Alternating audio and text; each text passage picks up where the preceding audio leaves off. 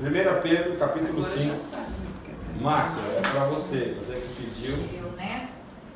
Eu já falei sobre isso, mas Você já falou. Mas nós vamos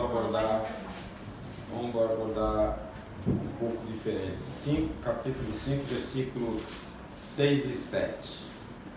Portanto, humilhem-se debaixo da poderosa mão de Deus, para que Ele os exalte no tempo devido. Lancem sobre Ele toda a sua ansiedade, porque Ele tem cuidado de vocês. Esse assunto é um assunto difícil da gente assimilar, tá? Porque a Bíblia dá uma direção, mas a nossa natureza, a nossa estrutura, mesmo aceitando Jesus, nós temos a propensão de viver uma vida estressante. Porque, né, pastor? Mesmo aqui A escrito. gente sabe. É Eu não sou muito porque ansiosa, nós não não. confiamos. Não, mano. Eu sou, você não toma Não é isso, não. Eu não sou uma pessoa ansiosa, mas é porque eu me vigio. Eu fico vendo meu marido lá que é muito ansioso. Aí às vezes eu quero aprender mais a combater isso para poder falar para ele. Que eu falo para ele, mas Mesmo com tudo que nós somos filhos de Deus e tal, e a gente tem isso. Agora você tem que ter cuidado com isso, porque a ansiedade, ela te leva por outro caminho. O excesso, né? Tem tudo a ver com paternidade. Quando eu pergunto sempre na igreja quem é Deus para você, as pessoas, Deus é isso. Mas o que é Deus para você? No sentido prático, de revelação, porque cada um de nós temos uma revelação pessoal de Deus, uma experiência com Deus, e isto tem tudo a ver com a nossa ansiedade. Se você conhece Deus como Jó, de ouvir falar, você vai ser ansioso. Se você conhece Deus de experiência, dele te socorrer, e você cegamente, aí entra a lição que nós demos sobre fidelidade como fruto do Espírito. Fé em Deus. A sua essência está tomada de fé. Eu creio em Deus, no que a Bíblia diz, no que Ele fala ao meu coração. E ponto. Ninguém tira essa verdade do meu coração. Você não vai ter uma vida ansiosa. Mas se eu não tiver essa relação profunda com Deus, isso vem, irmãos, de uma vida de oração. Se você olhar Filipenses, você nota que é uma vida de oração. Então você olha, eu já conversei com pessoas que eles disseram, é impossível viver sem preocupação. Só que a Bíblia está falando, não andeis ansiosos. Ela recomenda em Mateus, recomenda em Filipenses, recomenda em Pedro, e a gente vai passando por cima, porque se está escrito, porque é possível. Deus não ia deixar nada impossível para nós. Agora, Jesus fala também, né? O próprio Jesus fala, lança sobre mim as vossas ansiedades. porque Ele cuida. O texto já está falando aqui que nós somos ansiosos. Mas a ansiedade é uma doença que a gente tem. Aí vai se falar para a gente lançar sobre ele toda a nossa ansiedade. A gente tem. Você olhando, oração, né? se você olhando detidamente a vida de Pedro, Pedro era ansioso. Tudo lhe saía na frente, tudo. Ele era muito precipitado, muito ansioso. Mas isso aí não é precipitado? É. O ansioso é a pessoa. Uma pessoa que Uma coisa faz puxa a outra. algo antes do que devia, ou algo tipo, ela é meio impulsiva porque ela tá querendo resolver tudo logo. Então é uma ansiedade dentro dela. E agora ele recomenda, veja, tudo isso, eu tenho falado constantemente, enquanto a gente não aprender a depender do Espírito Santo, a gente não vai tirar certas coisas da nossa natureza. O Espírito Santo é o que... eu vi o Eli falando sobre Sarquis. O Sarquis é a nossa carne. O nosso corpo, no grego, é soma. O nosso corpo será um dia corpo de glória. Mas a nossa natureza, a nossa carne, Sarquis, essa nunca vai se converter. Nunca. Esse é o nosso maior inimigo. Isso está na alma. Tá? E a gente precisa fazer essa restauração. Tudo. Olha, você vê o encadeamento.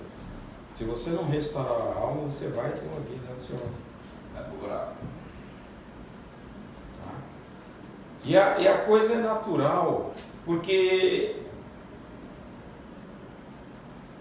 vivendo no mundo hoje de falta de emprego, o desemprego causa preocupação.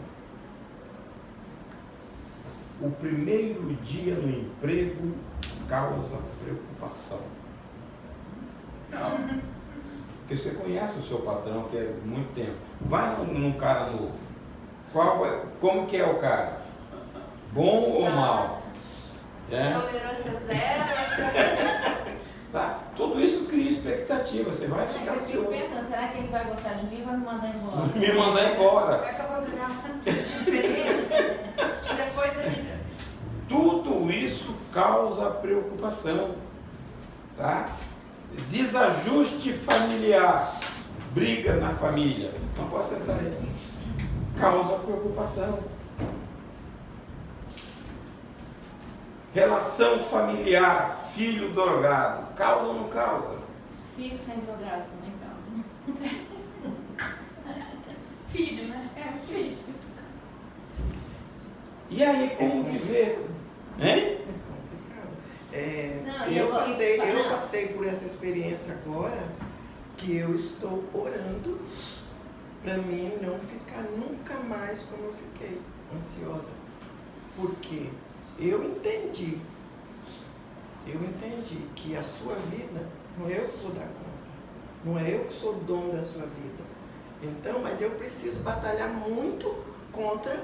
Mas faz parte, Lia, do dia a dia, quando você está vivendo aquela situação, cara, você não vai ficar ali inerte, não vai, gente. Isso Não, mas não é isso, Mas você não precisa morrer não primeiro. precisa né? morrer, Mas não exatamente. foi o caso dela, ela não morreu, mas ela Eu não morri, Ela podia ter tido mas eu piripaque. quase morri.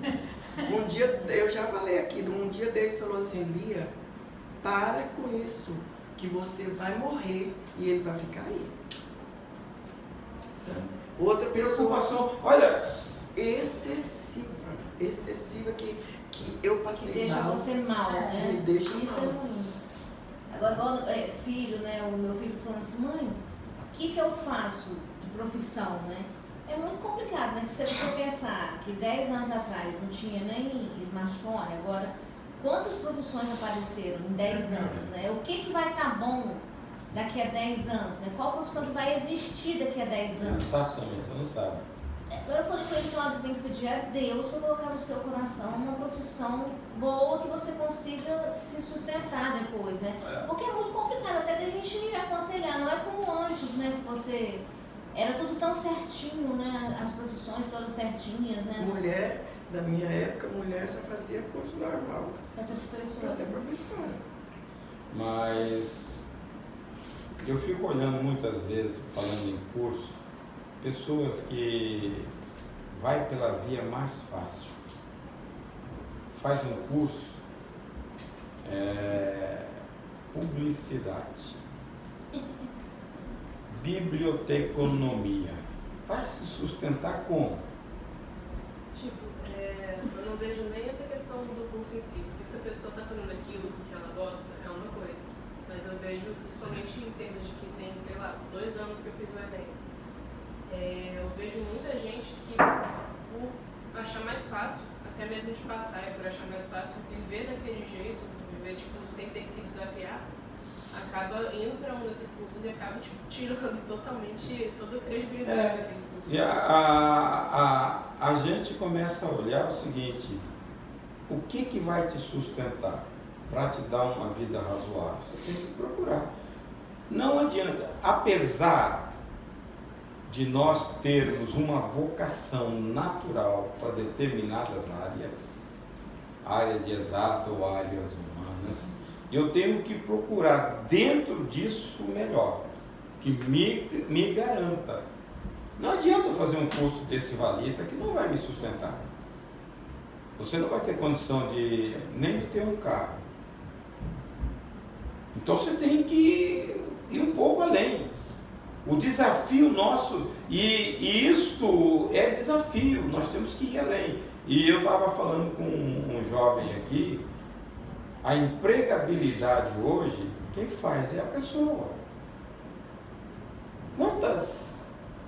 Quantos mil pessoas se formam em advocacia? Todos são top? Não. Se você for top, você vai ter espaço. Você também tem uma meta, porque Então, Flávio, quando ele fez direito, ele falou assim: eu não vou advogar, eu vou estudar e vou passar no concurso. E foi, ficou sem trabalhar, e estudou, até que ele conseguiu. Veja, eu entrei no mercado, como mais ou menos, foi na época da Revolução. Não teve concurso para nada. Suspendeu tudo. Banco do Brasil, nada disso que era um grande, não tinha concurso para nada.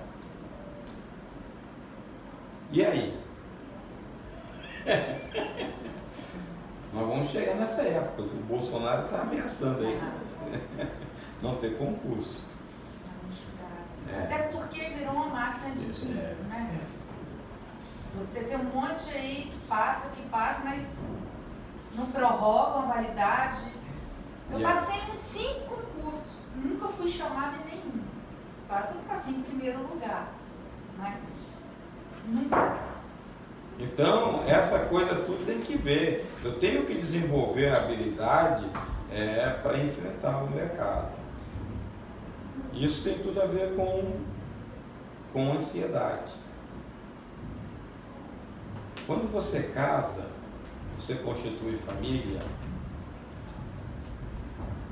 não é fácil, não. Porque quando você está sozinho, você se vira.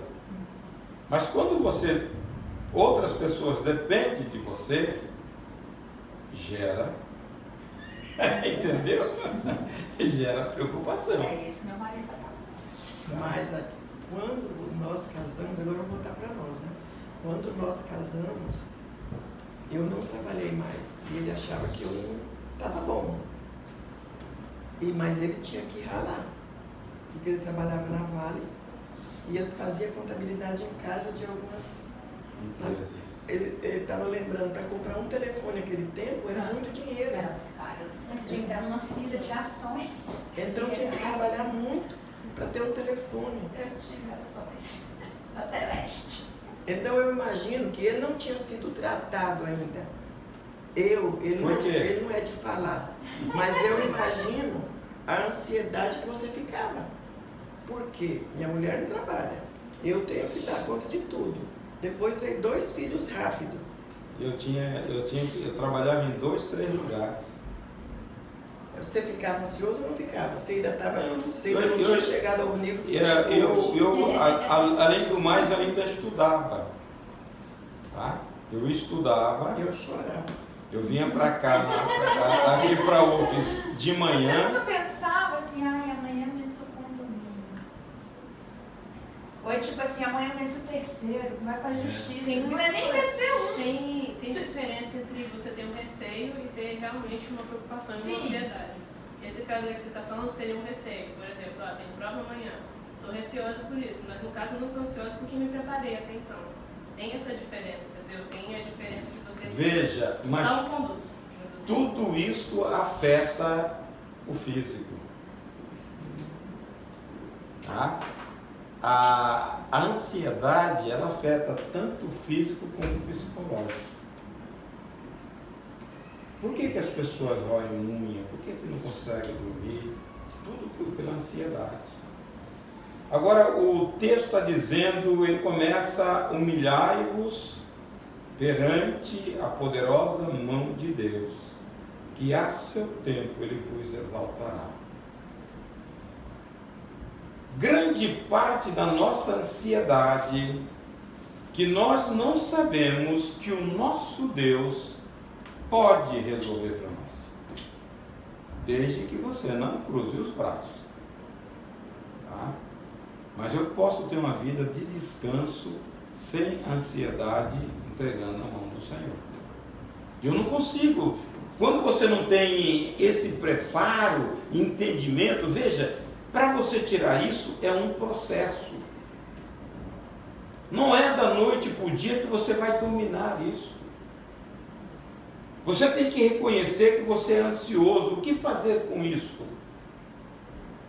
Estudar, tá, a Bíblia, selecionar versículos que falam sobre isso.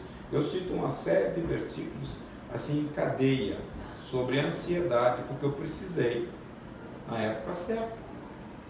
E do mesmo jeito que você fala do seu marido, eu estava conversando com o Hermes esses dias, agora acho que essa semana, falando que se eu não tivesse casado com ele, que é muito determinado e tem fé, eu ia ser uma pessoa muito para baixo.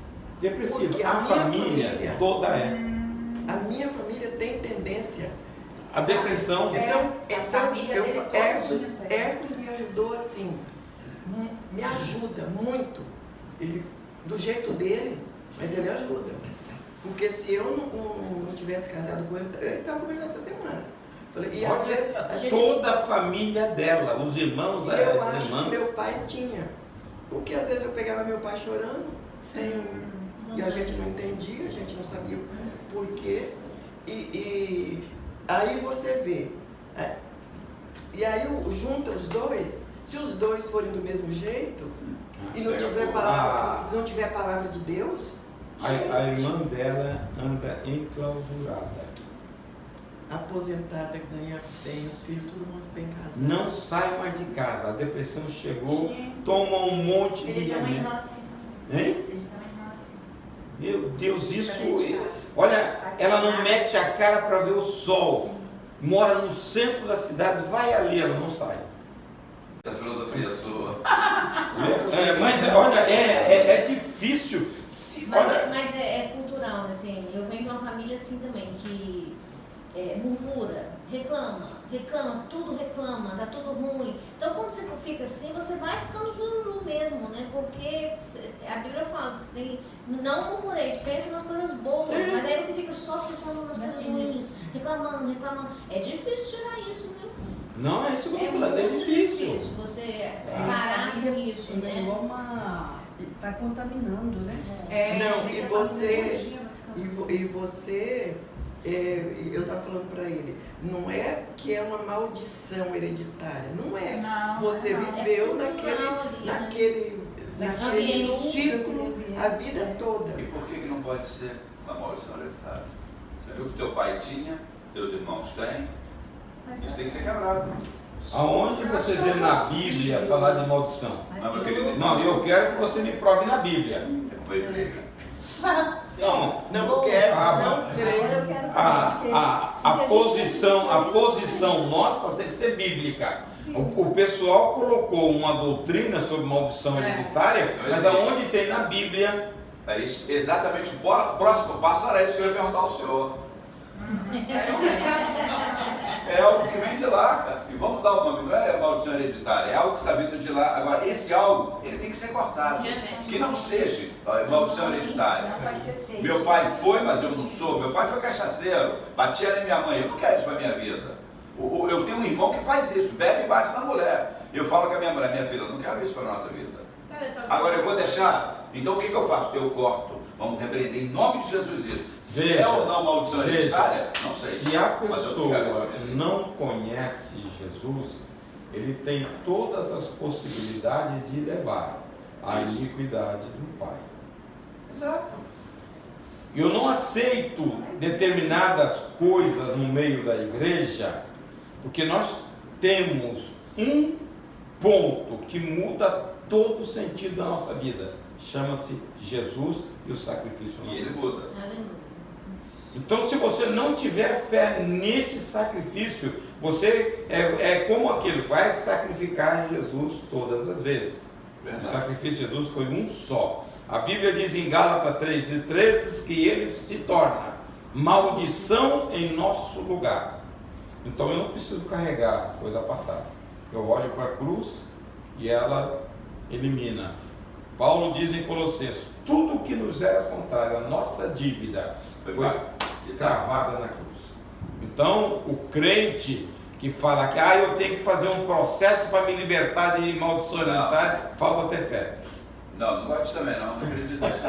Pastor, vê se meu pensamento está correto. Eu vejo isso, tipo, não só no âmbito espiritual, mas eu vejo como uma influência de algo que a pessoa viu a vida inteira e ela pode meio que usar isso como desculpa. Meu pai fez, então eu, tipo assim, por dentro, no subconsciente ela pensa, meu pai fez, eu estou apta a fazer isso também. O grande problema, Luana, é que nós esquecemos da guerra que nós estamos. Nós viemos para o Evangelho, nós criamos uma briga com o reino das trevas. E Satanás, ele não brinca. Qual é o desejo de Satanás? João diz, veio para matar, roubar e destruir. Ele quer perpetuar na descendência. O que ele já fez de estrago atrás. Tá? Isso é vocação. Tá? Então, se você não abrir o entendimento para aquilo que Jesus fez, você vai fazer. Você vê pessoas na igreja cometendo os mesmos erros do que os pais, os patrões, o avô. Por quê? Porque ele não percebe que Jesus quebra isso. Isso é fé. Aí vem as pessoas, vamos quebrar a maldição. Aí começa, seu avô, seu pai, vai até. E se você olhar para Mas você não acha que se a pessoa não entende isso, eu sei, mas ele faz isso, essas pessoas que fazem libertação, fazem não sei o que, se ele faz isso para ajudar o outro, tudo bem. Tá? Mas o que eu digo é o esclarecimento. Para que você ensina na igreja? Para as pessoas serem esclarecidas. Nós temos uma solução, como se diz, uma solução barata, que já foi pago. Nós temos de graça. Jesus já nos libertou. Mas as pessoas carregam isto e sofrem pelo caminhar. Enquanto você olha para a cruz, onde Jesus pagou o preço, e eu estou livre, toma posse da liberdade. Mas é muito complicado a cabeça humana. Não, e às vezes também a pessoa vai nessas coisas de libertação, igual minha família. Minha família tem problema sério com dinheiro, né? Todo mundo muito endividado. Aí você vai lá e, não, quebrar essa maldição. Aí daqui pra frente você acha que está quebrado. Não, se você não. É uma coisa do dia a dia, são atitudes do dia a dia, você tem que né? mudar. Você tem que mudar, não é ali naquele dia, naquele momento, né? Depois você tem que todo dia brigando com você mesmo para você mudar aquilo ali. Porque eu acredito assim, que é uma fortaleza mental, assim, né? Meus tios falam assim, não, a gente tem que sempre ter um carnezinho. Sempre falaram assim, então isso vai entrando na sua mente como uma verdade. E se você não lutar contra essa fortaleza todo dia, você fica nisso também, achando que você também tem que viver. Ganha e não dá, não se sustenta. Sempre gasta mais do que ganha. Então é um aprisionamento. Quem que quer fazer isso? Satanás. Ele quer trazer pessoas acorrentadas. Jesus já nos libertou. E ele muitas vezes não consegue te levar para lá, mas ele te mantém prisioneiro aqui. E essa prisioneira são as fortalezas mentais. E às Nós vezes precisamos quebrar. coisas que para mim é muito fácil, como esse negócio de gastar, eu não tenho problema com esse negócio de gastar. Eu gasto se der, se não der. Mas cada um de nós tem as suas fraquezas, as suas debilidades. E eu acho que muita coisa vem, como você falou, e eu falei também, da família. Você já aprendeu daquele jeito. Se você não lutar para vencer. Veja, a gente encontra alguns exemplos na Bíblia de pessoas que passaram por dificuldades. Jesus. Se você ler Marcos 14, 33 e 34, Jesus, a Bíblia diz que ele se angustia. Ele diz, a minha alma está profundamente triste. Mas isso não é vida de ansiedade, são as dificuldades que se abatem temporariamente sobre nós. Leia aí. Levou consigo Pedro, Tiago e João e começou a ficar aflito e angustiado. E lhes disse, a minha alma está profundamente triste, numa tristeza mortal. Fiquem aqui e vigiem. Então Jesus passa por dificuldade. Uma vida ansiosa não é a dificuldade. A vida ansiosa é você trazer o amanhã para hoje. Mesmo na incerteza que nada daquilo que você previu pode acontecer. Tá? Normalmente, e há uma ansiedade causada pela circunstância. Quando a circunstância passa, você também termina com ela.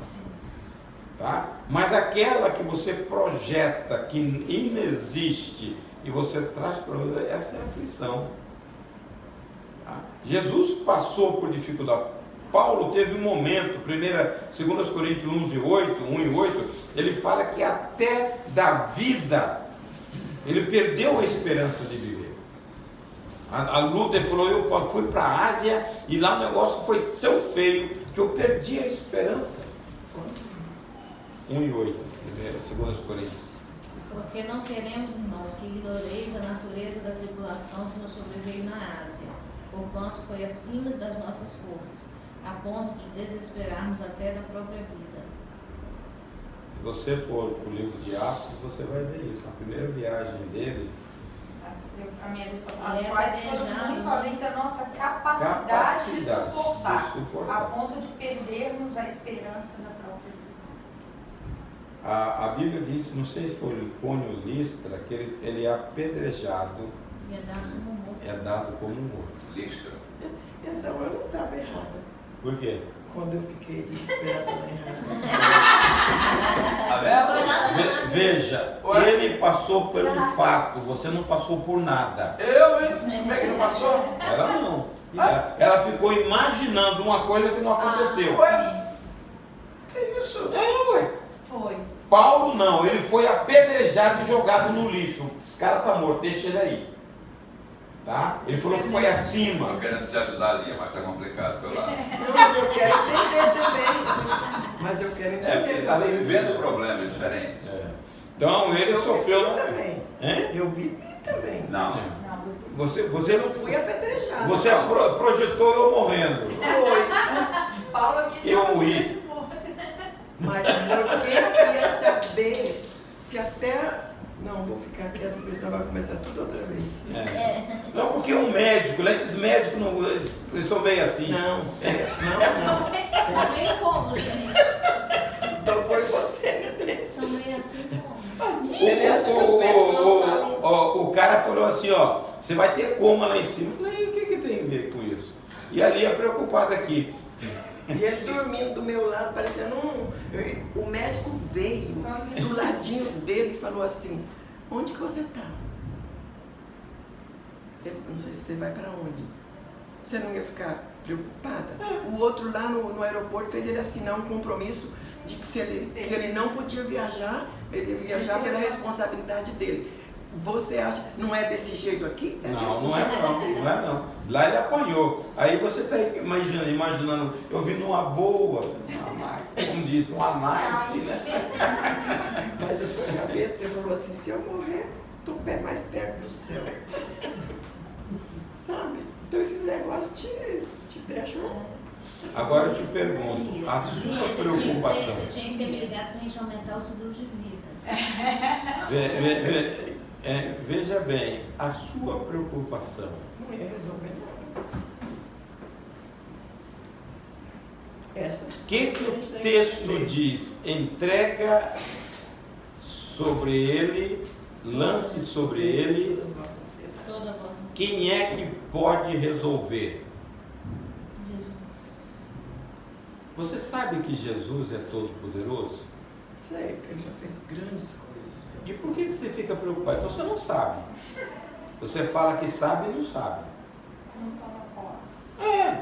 Se Deus é o Todo-Poderoso, por que eu balanço a hora que mesmo ele dentro do barco comigo, você balança com as ondas? Para isso que eu estou.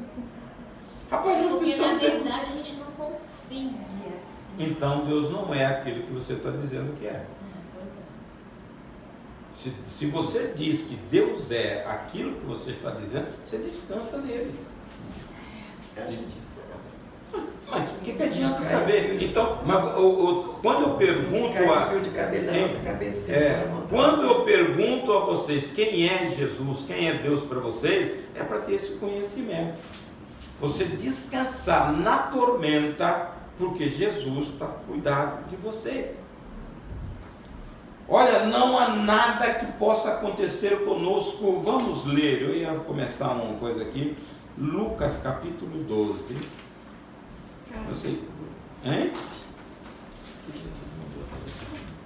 Não, Lucas capítulo 12, lá no versículo, acho que o versículo 7. Esse aí. E até os cabelos da nossa cabeça estão todos contados. Não temais, pois, mais valeis vós do que muitos passarinhos. Muitos passarinhos. Lá, leia o 22. E disse aos seus discípulos: portanto vos digo, não estejais apreensivos pela vossa vida sobre o que comereis, nem pelo corpo sobre o que vestireis. Mais é a vida do que o sustento e o corpo mais que as vestes. Só. Lê mais. Leia o 26. Pois se nem ainda podeis as coisas mínimas, por que estáis ansiosos pelas outras?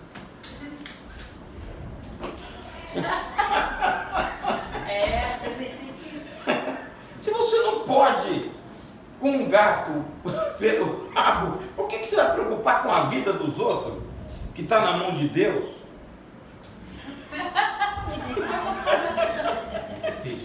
Hein? Era rego. Não adianta, se você não pode com as coisas lindas, então você vai preocupar com aquilo que está na mão de Deus. Se Ele cuida do cabelo que cair, nada acontece sem que Deus intervenha. Deus governa. É isso que nós temos que pensar na hora da sua quietude, na hora da sua meditação. Quem é esse Deus? Deus toma conta do universo. Ninguém pode mudar uma rotação a não ser por intervenção de Deus. Ciência nenhuma faz isso. É desse jeito mesmo, porque quando ele quer tirar a vida, Ninguém. a pessoa tem... Não é a sua ansiedade que vai prevenir isso. Não adianta. Então fica tranquilo. Tratar a gente. Uma vez eu vi o Hernão esses dias falando que acho que 80% das preocupações não acontecem. Não acontece. A gente fica preocupada toda. Então, quando você vai com a Bíblia, você vê a recomendação. Vamos ler Filipenses 4, 2 a 7. Lê aí na sua, Márcia. O que eu rogo a Evódia e também a Sintique é que vivam em harmonia no Senhor. Sim, e peço a você, leal companheiro de julgo, que as ajude, pois lutaram ao meu lado na causa do Evangelho, com Clemente e meus demais cooperadores. Os seus nomes estão no livro da vida. Alegrem-se alegrem-se sempre no Senhor. Novamente direi, alegrem-se. Seja a amabilidade de vocês conhecida por todos. Perto está o Senhor. Não andem ansiosos por coisa alguma, mas em tudo, pela oração e súplicas e com ação de graças, apresentem seus pedidos a Deus. E a paz de Deus, que excede todo entendimento, guardará o coração e a mente de vocês em Cristo Jesus. Veja, Paulo está tratando de um assunto sério na igreja, que estava causando preocupação e ansiedade. Primeira coisa que ele faz, ele identifica o problema. Qual era o problema? A confusão que Roger sentiu. Exatamente, a briga entre as duas irmãs. Isso estava afetando toda a igreja. Ele começa por aí. Aí, quando você identifica o problema, mais fácil. Por que eu sou ansioso? Eu falo sempre, irmãos, foi assim que eu comecei. Primeiro eu identifico, por que eu tenho ansiedade? Por falta de fé. E o que me traz fé? A fé vem pelo ouvir a palavra. Eu tenho que mergulhar na Bíblia. Eu tenho que encher a minha mente com a palavra. Uma das razões, uma das provas mais agudas que eu passei foi na época que eu estava terminando o apartamento. Não tinha dinheiro e tinha que pagar muito. Eu todo dia saía tranquilo, porque era prova. Porque Deus sempre vai te provar. Não é uma coisa ilusória, Ele vai te dar uma coisa real. E a Elia ficava preocupada, falei, olha, Deus vai prover. Todo dia eu saía para ela, fica tranquilo que Deus vai prover. Nada Deus tira, não. Mas o senhor não pensou assim, de repente você pensou assim, nossa, eu entrei nesse apartamento aqui, às vezes não era da vontade de Deus eu ter entrado nisso aqui, por isso que isso aconteceu. Sempre esse é o lado que a mulher pensa. Não, eu tô falando assim, porque às vezes também a gente arruma as Eu estava na reta final, a gente se no... mete no lugar errado, entendeu? A gente estava nos 6 meses finais. Não, pois eu tinha passado 4 anos. Aí vem Chaves, né? Não, pois é, eu sei, assim, falando assim, que foi uma prova e Deus abençoou e saiu vitorioso da prova. Mas falando assim, que às vezes a gente se mete em confusão que não era para se meter. E aí a gente entra no... E fala, foi Deus, mas não foi a gente. Né? Foi a gente, entendeu? E é isso que eu tô falando assim, como você discernir... Veja, a minha pergunta é como discernir quando eu entrei, uma coisa da outra, entendeu? Quando eu entrei, a situação econômica do Brasil era uma. E eu fiz todo o cálculo. Eu faço muito aquilo que está no capítulo 14 de Lucas. Senta primeiro e avalia. Se você tem como terminar. Nós estávamos num período de overnight. Uma inflação violenta. Então sempre você estava... Então aquilo ajudava. Eu pagava a menina lá de casa, a empregada, com o ganho do overnight. Quando chega em julho de 94, eu recebi o apartamento em março de 95. Em julho de 94, o pessoal reúne, nós queremos acabar isso rápido. Vamos dar semestral, acrescentar aí tanto e perder o ganho. Aí você tinha que ter grana, eu não tinha mais. O tacho estava lá raspando. E aí eu começo a orar e Lia falava, e aí? E ela cobrando, né? E ela cobrando, e aí? Não, Deus vai prover. E saía para o trabalho, voltava, e aí? Mas você não pensou assim, às vezes não era para eu ter comprado esse apartamento? Não, porque quando a gente veio de São Luís, a gente achava que o dinheiro dava para comprar um lá na frente da praia, que nós vendemos o nosso lá. E era com esse dinheiro que comprou. E a gente comprou bem lá atrás, não tinha prédio ali, era lama ali, sabe? Então... Ali era tudo sem calçamento. Eu lembro. Você lembra, né? Tudo sem calçamento, tudo assim. Foi quase na época que você estava construindo o seu. Então, a gente foi isso. Mas aí o que Deus fez? Deus prova que não me deixou na mão. Nem um mês. Tá? Então, eu passei por uma prova de fogo e aprendi que eu não devo me preocupar, que Deus cuida da gente. De lá para cá, em 95, 89, 97 eu descubro o câncer. E o médico falou, olha, o seu tipo de câncer, 30% reincide. E eu caí nos 30%. De 3 em 3 meses eu ia lá, o câncer voltava. E aí você pensa, câncer é decretação de morte. E como fazer isso? E as crianças, 97, o Fabinho tinha 20 anos e Flávio, ele tinha de 15 para 16 anos. Tá? Tudo dependia de mim. E aí você começa a pensar, vou morrer, como vai ficar? E aí eu tinha que encher a cachola da Bíblia. Memorização. Eu ia trabalhar e o pensamento vinha, não tem jeito. Vai embora. Pergunte ali, eu ia de 3 em 3 meses no hospital fazer raspagem. Aí, nada, tomei quimioterapia, tomava imunização, doía, eu sofria, que não era brincadeira, e o negócio voltava. 2 anos, 97 a 2000, 3 anos nessa brincadeira. Até que 2000 eu fiz a operação perdendo o rim, tirei tudo.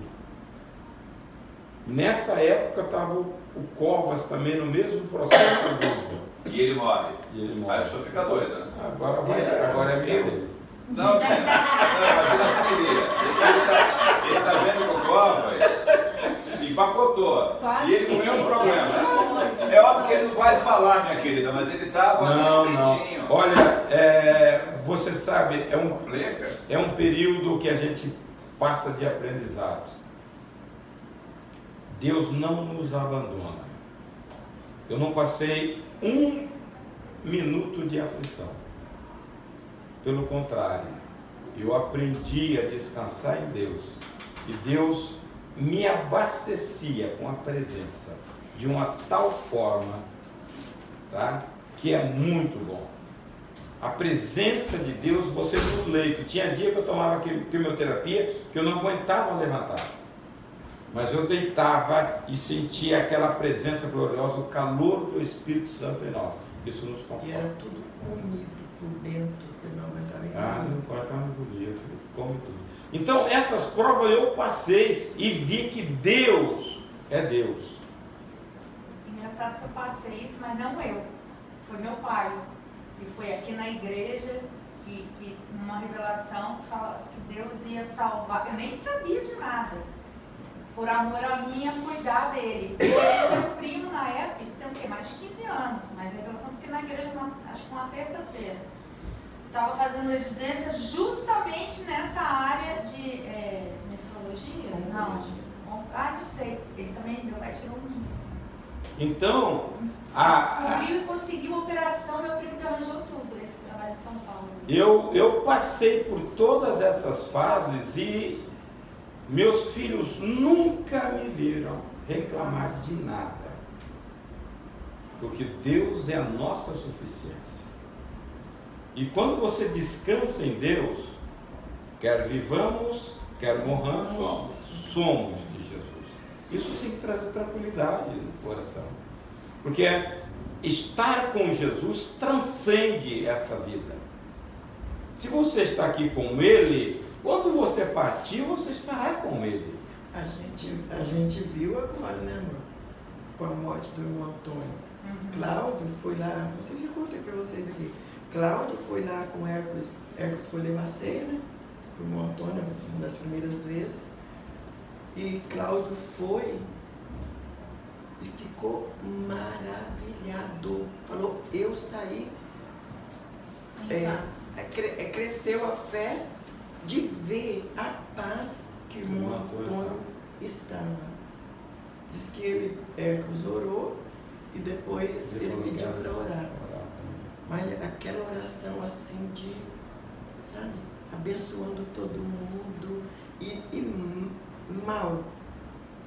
E todas as pessoas que foram lá todas as pessoas que foram lá visitá-lo saíam falando.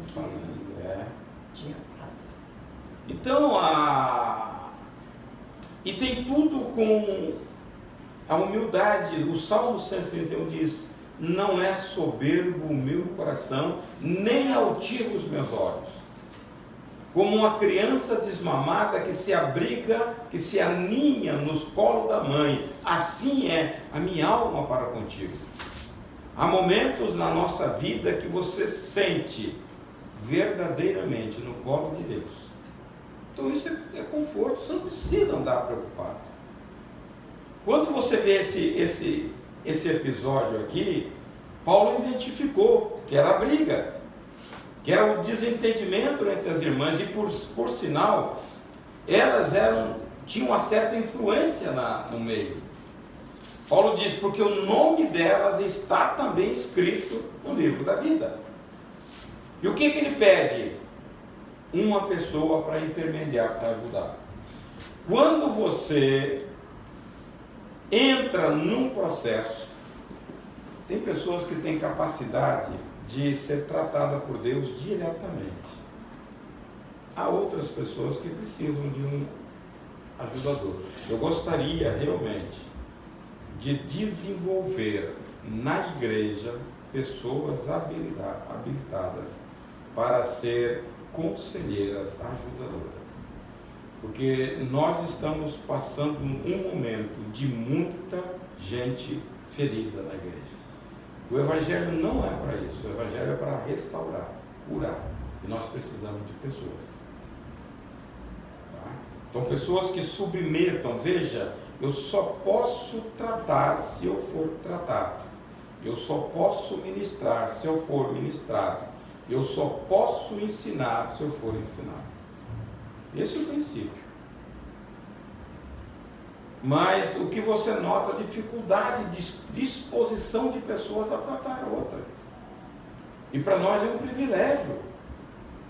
Quando você vê uma pessoa desenvolvida, caminhando, e Jesus restaurando a vida, isso é uma bênção. E Paulo chama um fiel companheiro: me ajuda. Paulo estava na prisão. Ajude lá. E ele, quando ele pede para ajudar, ele falou: agora tem que voltar a ter alegria sobre alegria. Por quê? Porque Deus é a nossa fonte da alegria. Quando nós quebramos relacionamento com o corpo, nós perdemos a essência da alegria. Ele pede para ajudar, que as ajude, né? Pois lutaram ao meu lado na causa do Evangelho. Do Evangelho. Eram pessoas de frente, mas estavam brigando. Só naquela época. Só naquela época. Hoje não tem isso não. Hoje não tem isso não. Dentro da igreja. E estava o quê? Contaminando toda a igreja. Eles estavam ansiosos porque eles estavam preocupados com isso. Então você tem que identificar a causa da sua ansiedade e começar a trabalhar nela. Se não puder, pega uma pessoa de confiança que possa te ajudar. Idônea, que vai orar, que vai mostrar a Bíblia. A Bíblia tem solução. Então nós precisamos, irmãos, para a gente aproveitar o sacrifício da cruz. Eu vejo que muitos crentes não aproveitam o sacrifício de Jesus. Eles não sabem o que é isso, pensam que é só para salvação. Jesus veio para te dar uma vida de excelência. E muitas vezes nós não desfrutamos, porque carregamos preocupações, carregamos ansiedade, estamos preocupados com amanhã e não descansamos em Deus. A presença de Deus na nossa vida, ela produz em nós descanso. Quando você fala às vezes assim, tem pessoas que um olhar do outro maltrata. Se passou, não falou, maltrata. Então, como que vai ter paz a pessoa que vive desse jeito? Que achando que todo mundo é ruim para ele, que faz isso, que fulano... E aonde começa isto? No relacionamento. Muitas vezes no pensar. No coração. O coração já está... Por isso que eu sempre digo, quem quer restaurar a alma, começa pelo pensamento. Renovar a mente. Porque é ali que você pensa. Muitas vezes você passa sem intenção e nem viu a pessoa. E ela começa a falar, aquela pessoa é ingrata, eu fiz isso. Ó, o pastor Hermes falou assim, falou duro comigo. Ó, falou isso de mim. Ó, só Deus. Só Deus. Só Não, às Deus. vezes vê duas pessoas conversando, acha que tá falando dela. Dela. Pessoa doente faz isso. Tá? Qualquer conversa com outra pessoa já está falando de mim. E a pessoa muitas vezes não está nem lembrando. É um caso sério. E aí ele vem com a outra alegria, depois ele vem com a outra questão. Oração. Qual é o caminho para você se livrar da ansiedade? Palavra de Deus. Buscar a palavra de Deus. E versículo 6 diz: não andeis ansiosos de coisa alguma, antes sejam conhecidas diante de Deus, vosso Pai, através da oração, petição e ações de graça, para restabelecer a paz no coração. Nós temos o remédio que Deus nos deixou, a palavra de Deus. Eu preciso. Ontem, na hora que eu deitei, aí a Helena deitou do meu lado, tava um friozinho, né? Aí ela, e aí, vamos orar. Aí tem hora que assim, é uma oração tão simplesinha de uma criança, né? Te toca tanto que eu cheguei a chorar. Pai do céu, aí falou. Simplicidade. A simplicidade. Obrigada por essa cama quentinha. Protege quem está lá na rua e não tem onde dormir. E que melhore a situação financeira do meu pai e da minha mãe. Porque ela fez aniversário no ano passado. Eu falei, mãe, não pode te dar nada. Ela fez 10 anos. Não pode te dar nada, mas vamos tentar levar você, pelo menos você comer. O que você quer comer? Ela, caranguejo. Eu falei, então tá bom. Ela ama caranguejo. Eu falei, então vamos comer um caranguejinho no dia do seu aniversário. Aí agora ela ora todo dia à noite para a situação financeira da família. É tão bonitinho, né? Pura. E a gente tem que, com os filhos, a gente tem que falar a verdade, porque você tem uma fase, nessa fase que eu passei, eu chamei os meus filhos e falei, olha, vocês não vão ter nada, só em dezembro com 13º. Então não peça tênis, não peça roupa, vocês não vão ter nada. E orem para Deus fazer o milagre, só assim vocês vão ter. Eles estudavam no Marícia, eles iam para o colégio a pé. Lia quando fazia tudo lá em casa, porque não dava para comprar nada. Mas eles estavam entendidos. Então eles viam os outros terem, e eles não pediam, não reclamavam. E para a Helena, eu tirei ela da escola particular em maio, então na prefeitura. Ela está Então, passando coisa que eu estou com medo até de afetar, mas a primeira, agora já está adaptada a escola que eu tenho na prefeitura. Eu tenho medo dela, né, de ter alguma necessidade também. Se falar é isso que você falou, é a verdade. A transparência não afeta, não. Então, nós passamos esse período todo, eles compreendendo, nunca. Tem gente que, pessoas me falam aqui, que a pessoa não tem, mas o filho só quer coisa de marca. Eu não tenho, mas eu quero. E aquele, todo dia, sabe? Na cabeça. Mas acho que é da criação, né, pastor? O meu filho é tranquilo nisso, cara. Mas tem gente que não é, não. Ontem, por exemplo, eu fui ao shopping, graças a Deus recebi meu salário, comprei 2 calças, uma para mim e uma para ele. Pô, ele ficou todo alegre. Não, pai, eu quero calça de marca. Não, ele não é disso, cara. Ele, papai, obrigado, pá. Ele é mais novo. A Zoraida um monte de roupa para Helena, né? E pro frio, falei, glória a Deus. Ela até vem com as roupas. Sobrou e Helena. De uma família com 10 crianças. Eu posso juntar lá, porque eu junto e trago pro bazar. Não, dessa não quer não, minha filha. Aí, mas ela também não se Tem 10 importa. famílias lá. Ela não se importa, ela vem, eu amei esse. Então, tem que você deixa sendo assim, a minha situação está assim, é assim que ela tem que viver. Veja, Tem uma família com 10 crianças. como nos livrar da ansiedade? Confiar no Senhor. É o que a gente precisa fazer. Primeira coisa, crescer na palavra de Deus. É porque quando você tem intimidade com Deus, pastor, automaticamente você tem a palavra. Você lê a palavra, você busca na palavra. Intimidade é oração. Então, querido, Então, você traduz as coisas assim de uma maneira diferente. Não, Intimidade para mim é quando. O que é intimidade com Deus? Eu relacionar com meu Pai através da oração. Através da Bíblia. Agora, eu conheço pessoas que oram bastante, têm intimidade, mas não têm leitura, não têm conhecimento. Porque são coisas distintas. Sim. Tá? O versículo 5 diz: seja a vossa moderação. É conhecido. Então eu tenho que ter equilíbrio. Palavra e oração. Antigamente na Assembleia de Deus dizia: aquele que ora demais, ele pode se tornar fanático.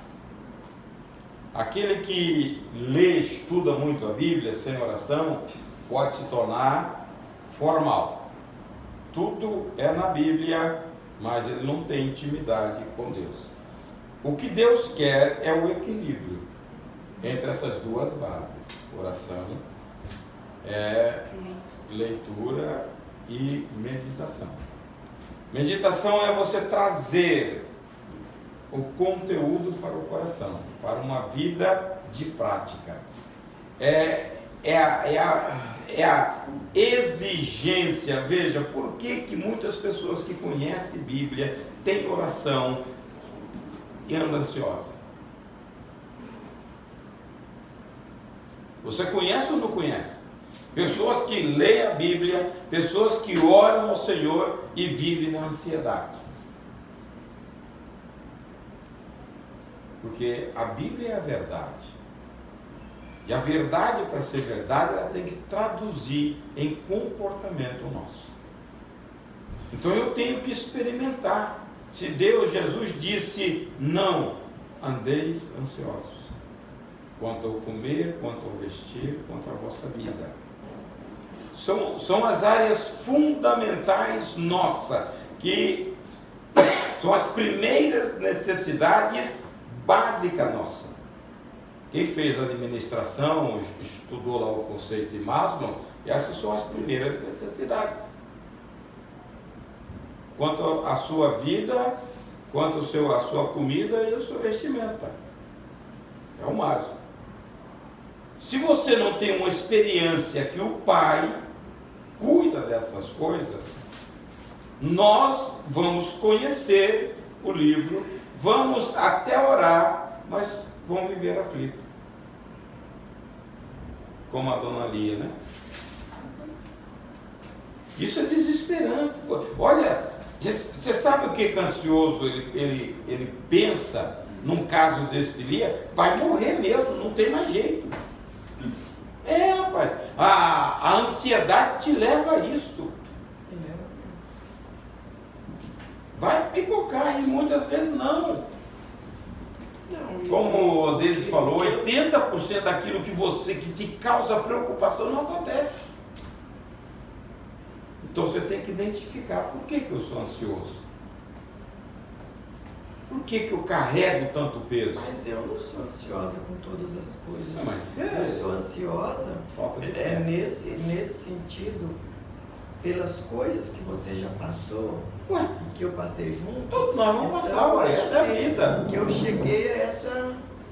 Essa é a vida, não adianta. Você vai passar a vida toda sem nenhum precalço, nenhuma adversidade. É ruim. Seria bom, né? É.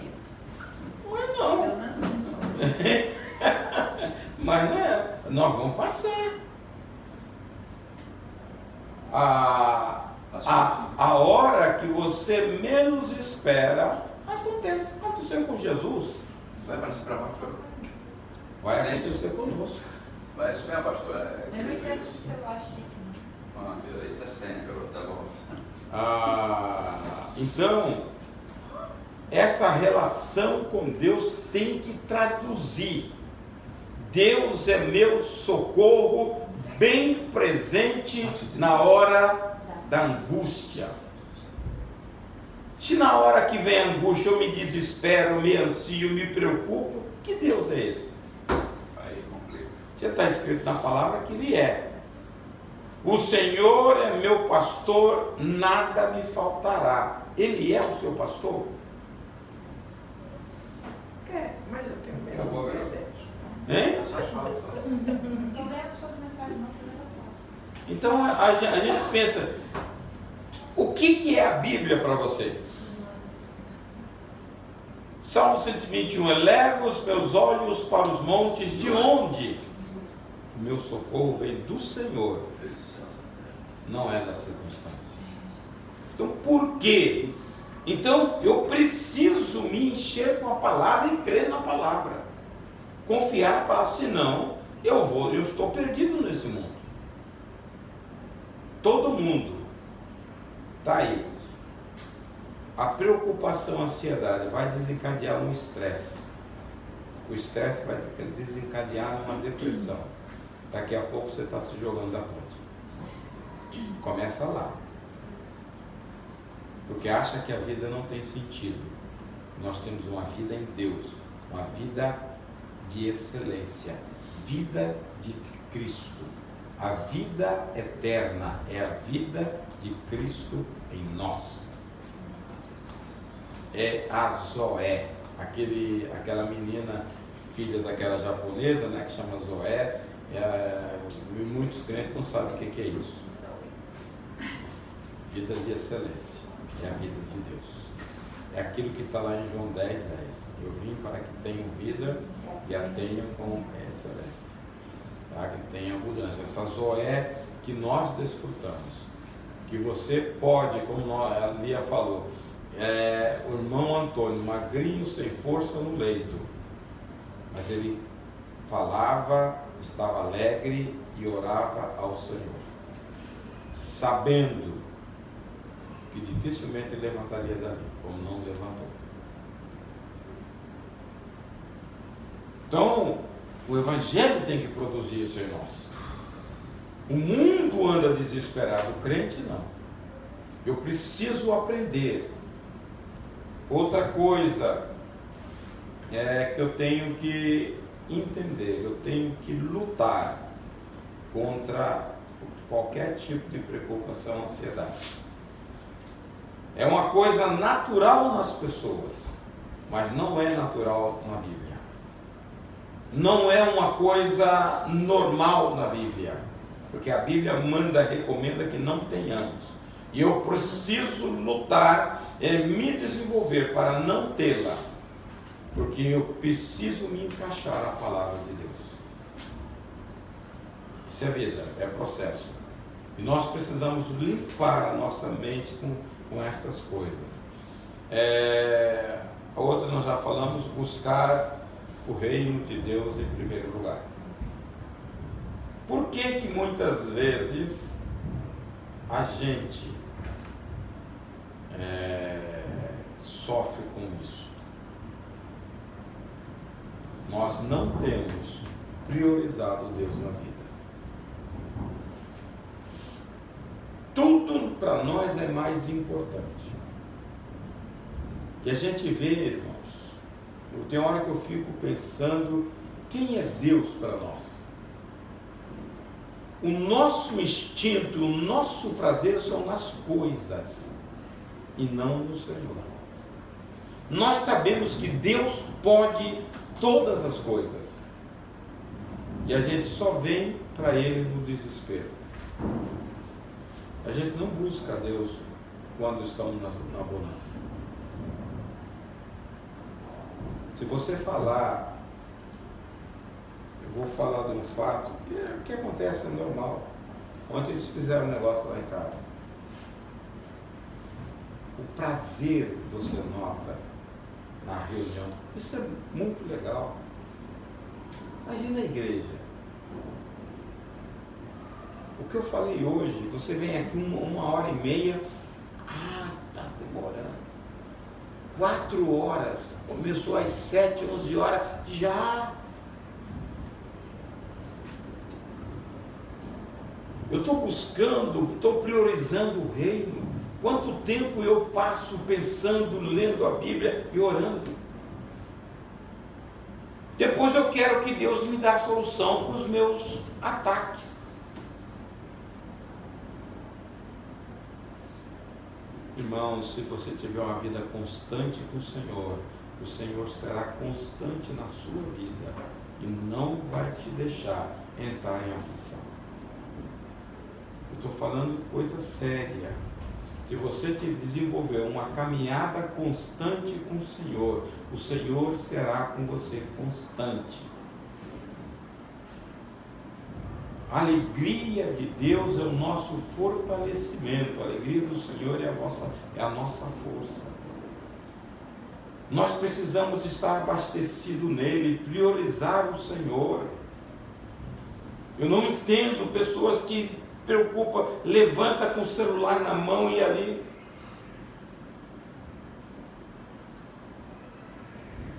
Busque primeiro o reino, priorize o reino. Jesus conclui o sermão dele dessa preocupação, diz: vocês valem muito mais do que todas estas coisas, e o vosso Pai Celeste sabe que vocês necessitam de todas elas, então Ele tem cuidado de nós. Eu preciso confiar. Quando foi na sua existência que Deus te abandonou e deixou à deriva?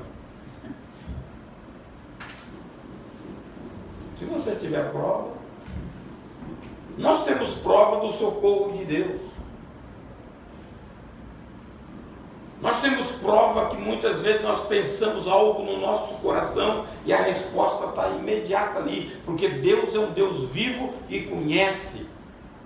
Salmo 139 diz que antes que os pensamentos me cheguem à mente, Ele já sabe. Mas nós balançamos, então nós não conhecemos esse verdadeiro Deus. Nós dizemos que conhecemos, mas a hora que expressamos na nossa vida, nós não expressamos conhecimento. Ele fez lá no passado, hoje não pode fazer. É uma dura realidade, você viu? É? Isso é uma dura realidade. Se me engano, tem Neemias, uma das orações dele. Ele fala: Deus nunca deixou faltar o pão nem a água na trajetória do deserto. Deuteronômio fala: e nunca envelheceram as vestimentas do povo, e nunca o sapato envelheceu. Providência de Deus. Quando você vê, quando Deus mandou carne, é que a gente muitas vezes não olha para as medidas. O negócio foi tanto. Um dia eu fiz a medida, acho que dá mais de 3 quilômetros quadrados, com mais de 1 metro de altura, de codornizes. E eu fiz uma medida lá em casa, da Praia da Costa ao centro de Vila Velha, depois de Vila Velha, lá na entrada. E um montão assim. A Bíblia diz que o povo viu aquilo, comeu tanto que saía pelos narizes. Isso é providência de Deus. Mas eles não criam. Daqui a pouco eles estavam Reclamando de novo. Aí você vê a consequência. Eles não entraram na terra por isso. Então não reclamam. Pois uma coisa assim que eu fico pensando, né? Igual o pastor fala que eu fico pensando. Da mesma forma que os sapatos não envelheceram, nem as roupas, eu acredito que se eles não tivessem murmurado, eles tinham feito aquela viagem toda sem comer e sem beber. Sem sentir falta. Porque Deus ia prover, não precisava, entendeu? Só que eles foram reclamar, eles reclamaram. Aí eu vejo uma outra coisa, a influência do meio ambiente. Das pessoas. Eles viveram por 400 anos aonde? Deserto. No Egito. Egito. E eles trazem todos os costumes do Egito. Não é fácil você ser limpo. E ele sentava e queria, nós queremos o pepino e as cebolas do Egito. A cebola era roxa, pastor, aquela gostosa? Sei lá, eles comem cebola com vontade, rapaz. Lá, aquela roxinha. No café, não é? É cebola, literalmente falando? Cebola pura com pepino, tá lá. Eu falei, é por isso que hoje os caras... também é isso? Hoje, o café da manhã, aquelas montanhas, colocam lá e os caras comem. Como é que se conversa depois de cebola? Não sei. Todo mundo come, ninguém sente. Quando todo come, ninguém sente, né? Todo mundo come. Rapaz, mas eles comem. Então eu fiquei olhando e falei, é por isso que os caras reclamavam, porque eles gostam do negócio. Eles comem muito pepino no café da manhã, rapaz, com cebola. A gente tem que começar a olhar a Bíblia, a verdade dela. O povo de Israel, por murmurar, eles não entraram na terra, não desfrutaram. Moisés reclama com o povo, por causa de vocês, eu não estou entrando na terra, embora tenha pedido ao Senhor muitas vezes, até o momento que Deus falou com ele, basta Moisés, não me fale mais nisso. Porque Deus não muda. A palavra de Deus são essas coisas que a gente tem que entender. Eu vou falar uma coisa que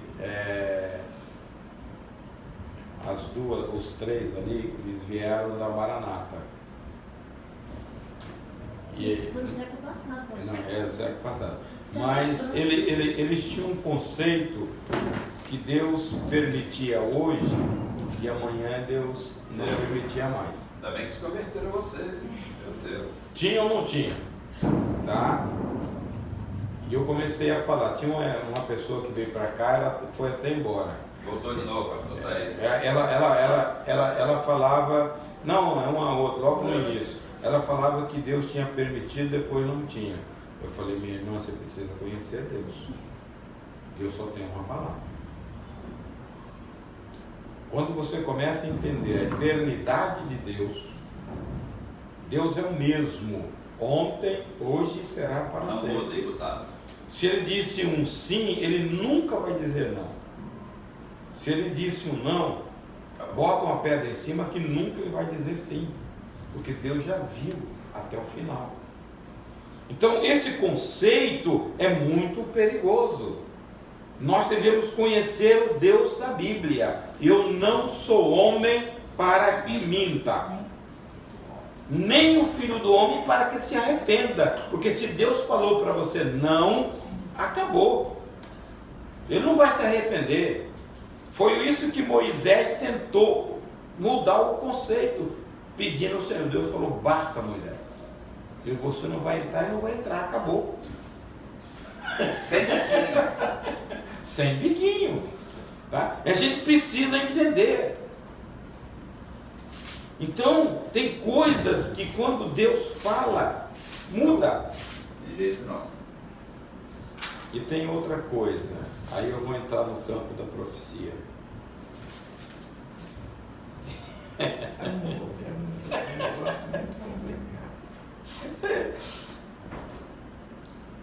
Para que tem profeta que repete a profecia 500 vezes? Se Deus deu uma palavra só. Porque se ele não fizer isso, pastor, ele não se sente bem. O ego dele precisa. Mas, rapaz, eu preciso entender quem é esse Deus. Deus só tem uma palavra. Deus só tem uma palavra. Se você guardou, amém. Se você não guardou, perdeu.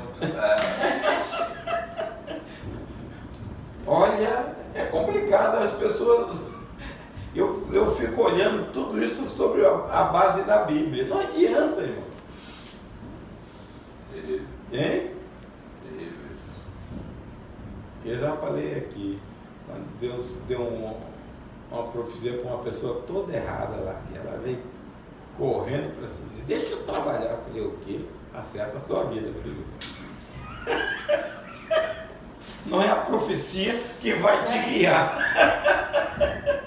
Mas veio numa ponta só. Eu falei, não, Volta pelo mesmo caminho.